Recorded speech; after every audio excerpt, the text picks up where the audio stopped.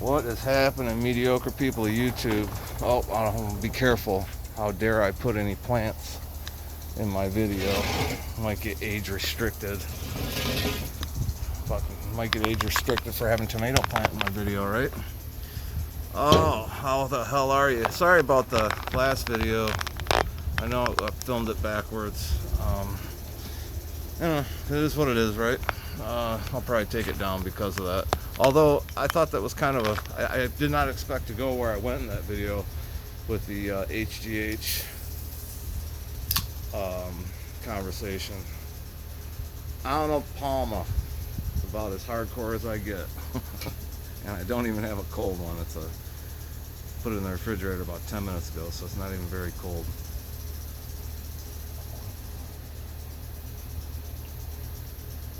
But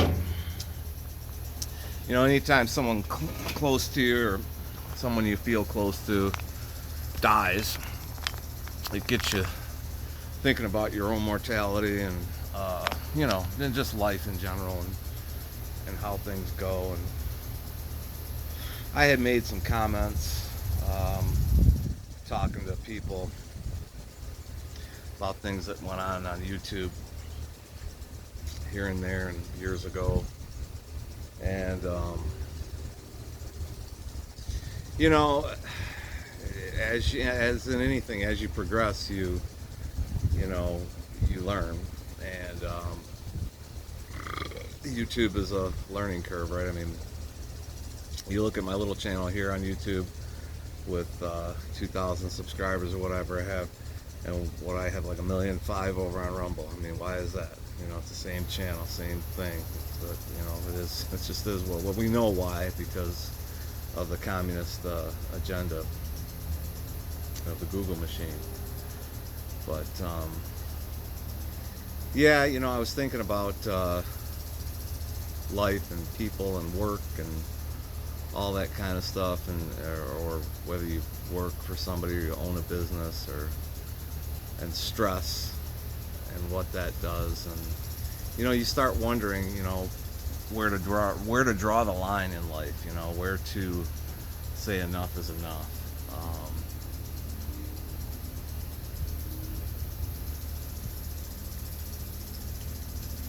Just got done cutting the grass.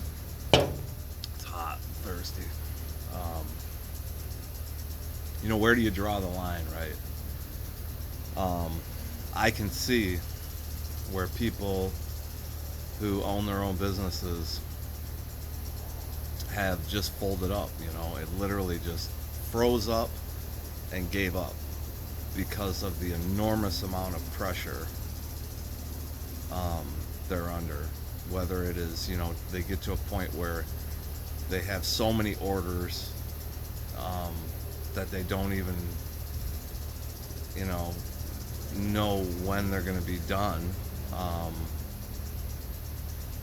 or you know, or whether it's, I mean, there's just so much that goes along with it. I mean, people that show up to work every day and you work your shift or whatever you do, if you have a job and you're working for somebody else, trust me, you have it easy. You have it very easy. I know you work your ass off. I'm not taking anything away from you, but you know, to just go to a job and show up there every day and come home is just so easy to do. Now, when that's all you've ever done, you know, you don't see it that way. But you know, a lot of people, myself included, you know, want something more, and you end up, you know, having your own business.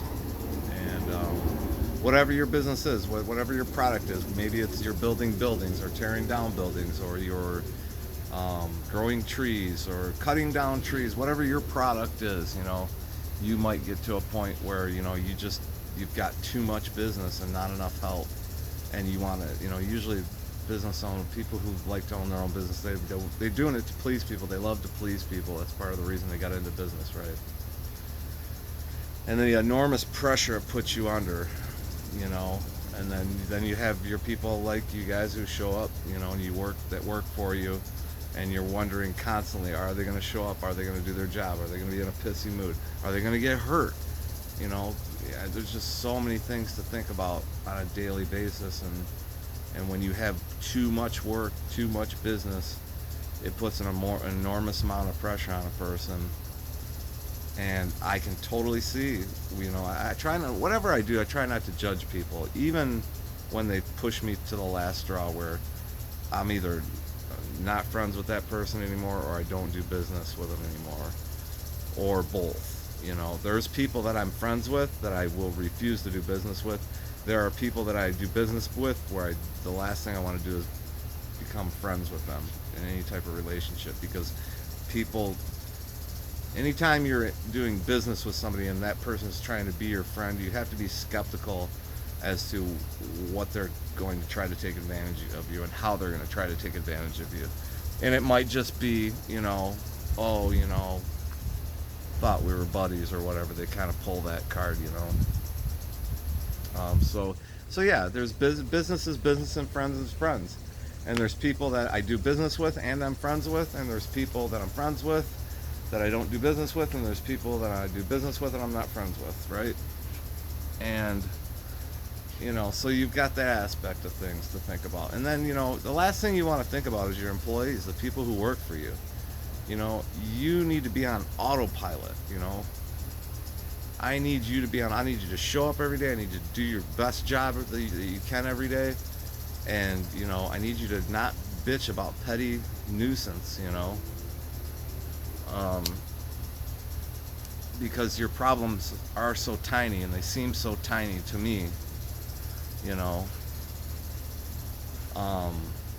Unless you have it, sometimes they have a big problem, but most of the times, as long as you got your shit together and your people have the right equipment to do their job and they're capable of doing their job well, usually the things they piss and moan about are petty.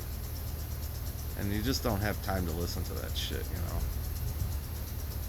And if it's not that, then they want to raise, which is, hey, maybe they deserve one, There's a good chance they do, I think a lot of people, if they get into a position where they're asking for a raise, they either deserve one or they really need one for some reason,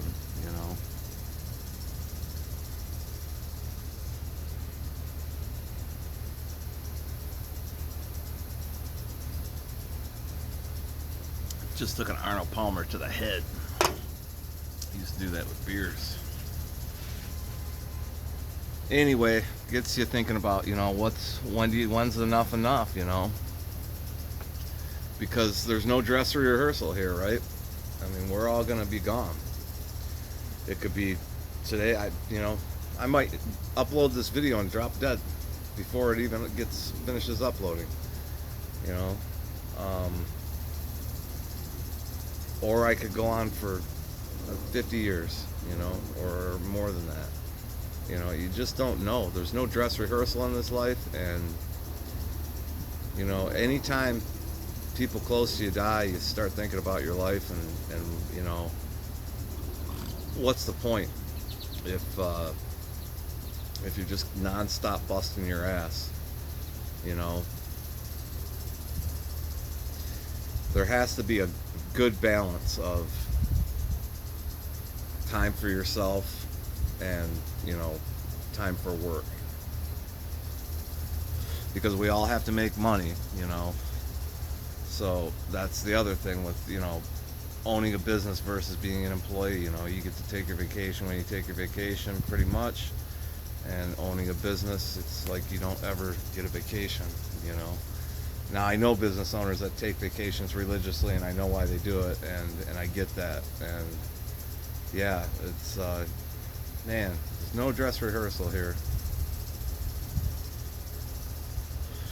My daughter texted me today when I said, yesterday I said, hey, Ozzy died. She goes, yeah, did you hear he passed the torch right before he died? And I know what she's talking about. I just don't remember who she's talking about. I watched the video. There was some dude who was a musician of some sort, and he gave Ozzy a cross. There was a YouTube short of him doing it, or a video that I'd watched. I think that's who she's talking about. And I'll have to watch that again or something, because I don't know who he is. He's a younger guy.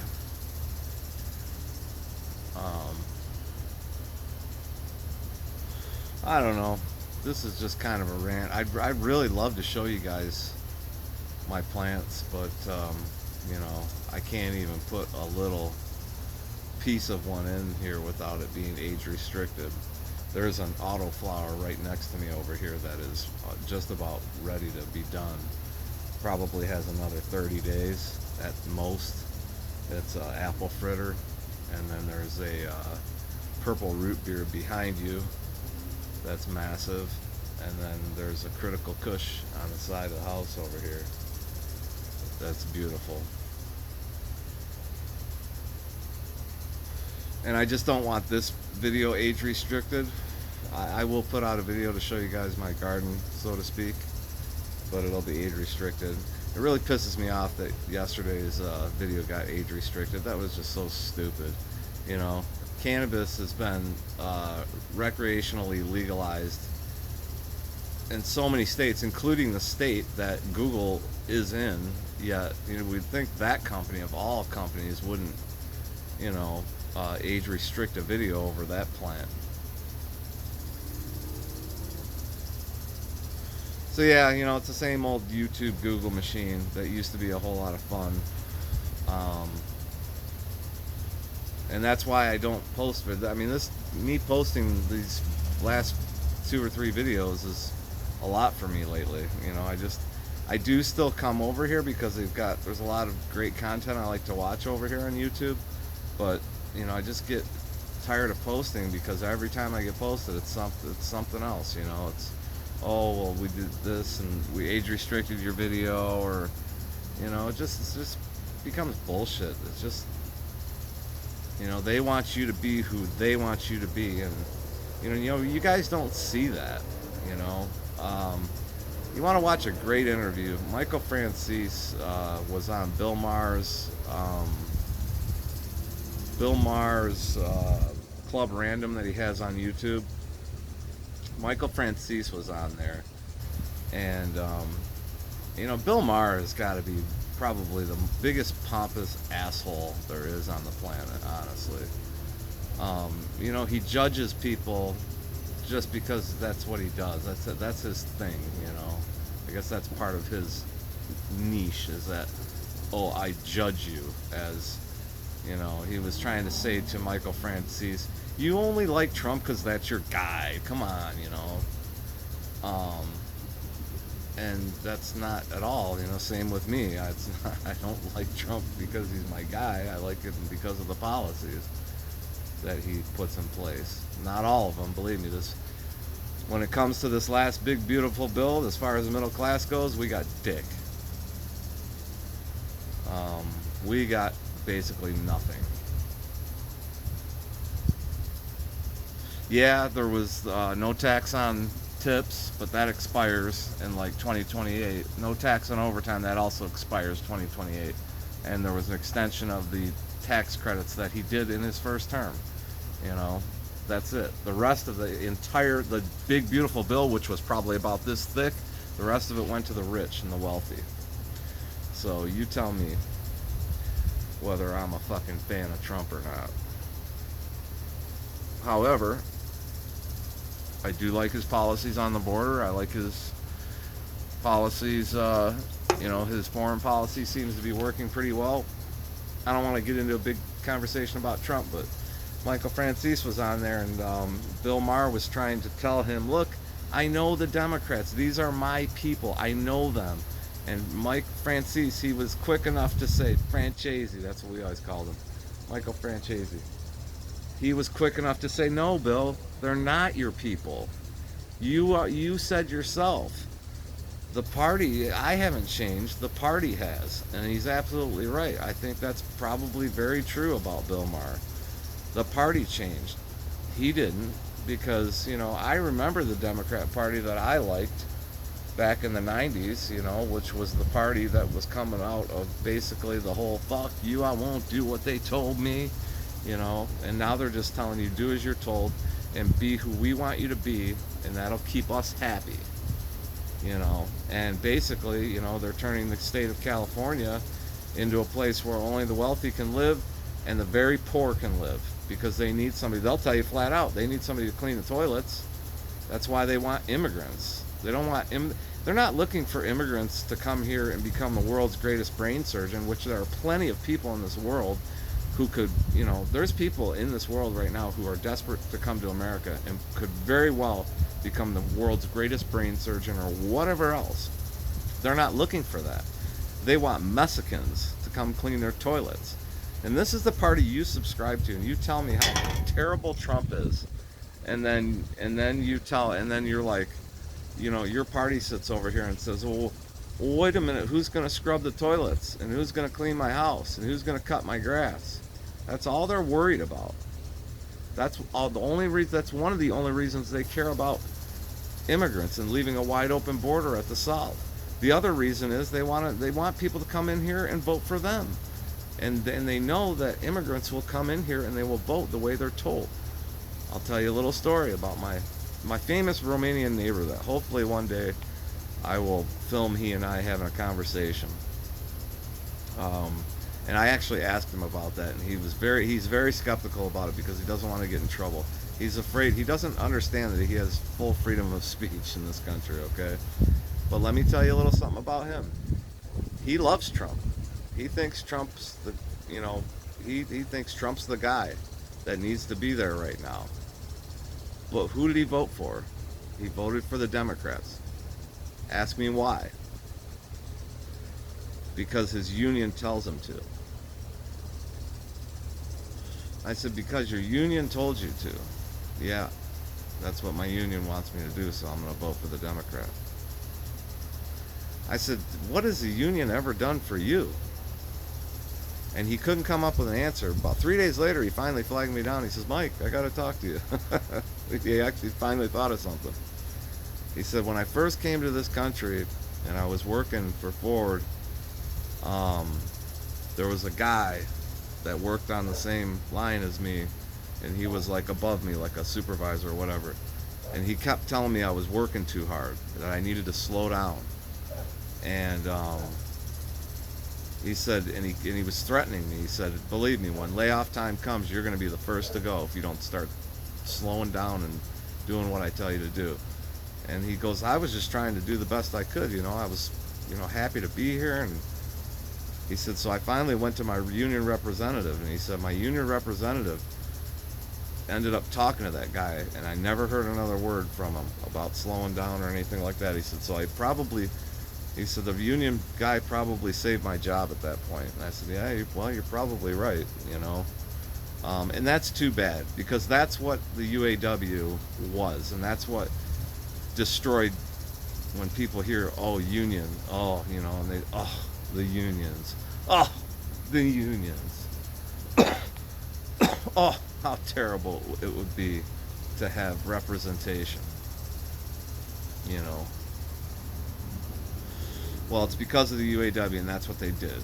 They would tell you, when you first started at Ford Motor or Chevy or Chrysler, and you're all gung-ho and you're working your ass off, somebody would definitely come up to you and say, you need to slow the fuck down. Slow down. Or believe me, you will get laid out. You're working way too hard. And that's why they would get angry with us when we would go in to strip out a plant when I was in the wrecking business, because they were like, you guys work way too hard. It's bullshit. And, we're just trying to turn out a living just like them. But, when it takes the union, 25 years to tear down an auto plant that it takes us 3 months to do, I mean, there's no competition, right? So, there we go. That's Wednesday night editorial with Detroit Record. Till next time, peace out, and we will do a plant video here momentarily.